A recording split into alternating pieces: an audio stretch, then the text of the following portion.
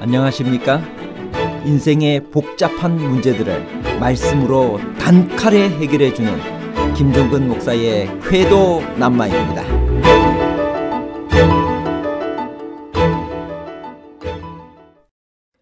두 번 다시 기회를 주지 않을 거야. 내 생각에는 그것 때문이 아닌 것 같아. 걔도 너랑 비슷한 일을 겪었대. 저런! 왜 그랬어? 이런 말을 들었을 때 여러분은 힘이 나시나요? 마음 아프지? 많이 속상하지? 넌 할 수 있어. 다시 한번 해봐. 맞아. 내가 다 맞아. 놀랐겠네. 이런 위로의 말을 듣고 나면 새로운 힘과 용기가 나시나요? 실망과 위로의 말에 연관된 복잡한 문제를 하나님 말씀의 가르침으로 명쾌하게 해결해 드리겠습니다. 실망의 말이란 무엇일까요? 실망이란 희망이나 명망을 잃음 또는 바라던 일이 뜻대로 되지 아니하여 마음이 몹시 상함이라는 뜻입니다. 위로의 말이란 무엇일까요? 위로란 따뜻한 말이나 행동으로 괴로움을 덜어주거나 슬픔을 달래줌이라는 뜻입니다. 실망의 말을 하는 이유는 무엇일까요? 죄 때문에 인간의 본성이 병들었기 때문입니다. 실망의 말은 부패한 마음의 징표입니다. 마태복음 12장 34절에 마음에 가득한 것을 입으로 말하기 때문입니다. 실망의 말은 거듭나지 못한 정신의 특징입니다. 실망의 말을 하는 사람의 삶은 어떨까요? 실망의 말에서 가장 중요한 것은 기별일까요?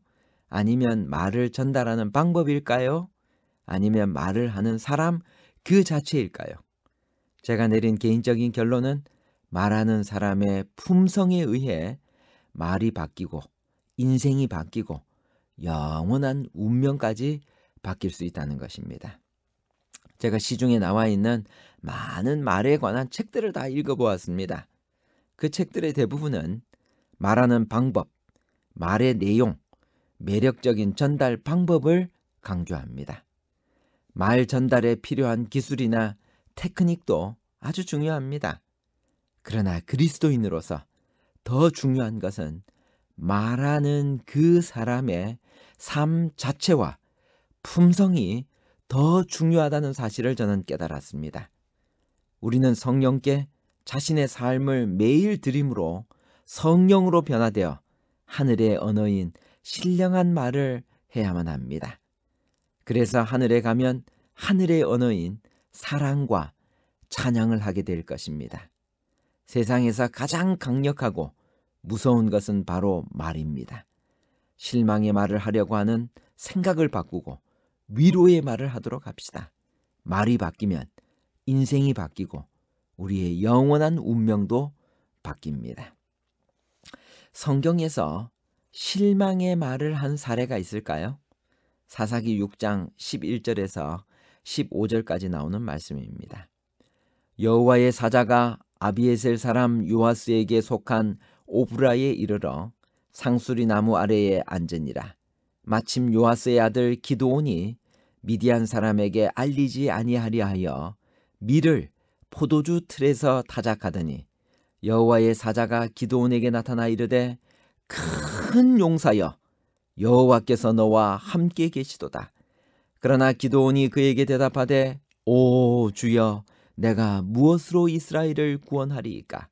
보소서 나의 집은 므낫세 중에 극히 약하고 나는 내 아버지 집에서 가장 작은 자니이다 하니 하나님은 기드온을 큰 용사라고 불러주셨는데 기드온은 말하기를 므낫세 중에 극히 약하고 나는 내 아버지 집에서 가장 작은 자니이다 라고 답했습니다.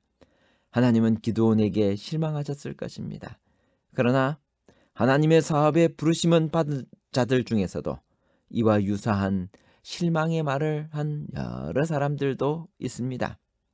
출애굽기 4장 10절에 보면 모세가 여호와께 아뢰되 오 주여 나는 본래 말을 잘하지 못하는 자니이다.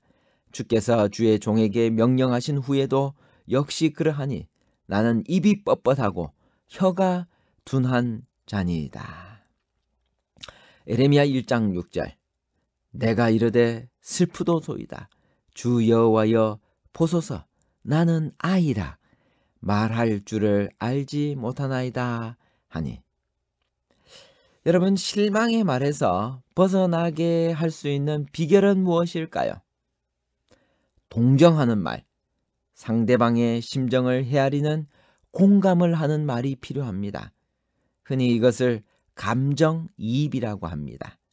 감정이입은 다른 사람의 상황, 감정, 동기를 공감하고 이해하는 것입니다.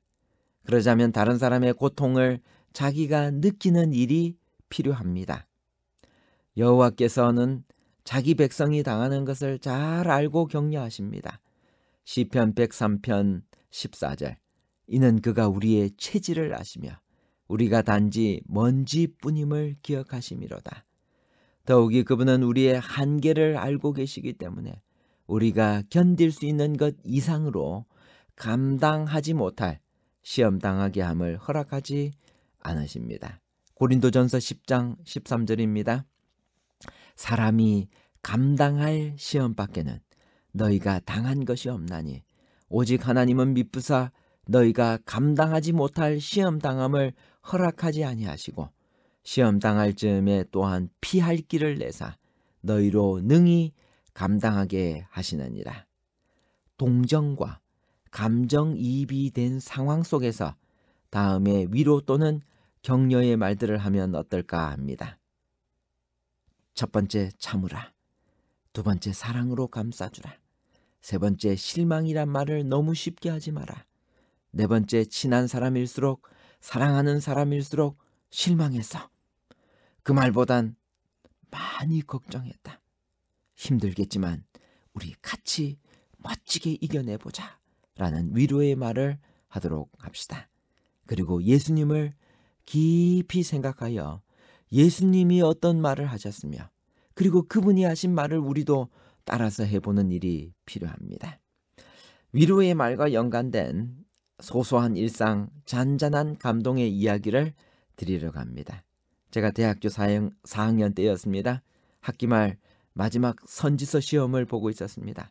남대극 교수님께서 오셔서 시험 문제를 내셨는데 그 전날 밤 밤새도록 공부하고 들어와서 대단히 피곤한 상태였습니다. 그리고 이제 시험 앞면 시험을 다 보고 야 이제 너무 잘했다 하고 긴장이 풀려서 잠이 들었습니다. 이제 시험지를 내고 바깥에 나와서 답을 맞추는데 보니까 뒷면에도 시험이 있다는 사실을 알게 되었습니다.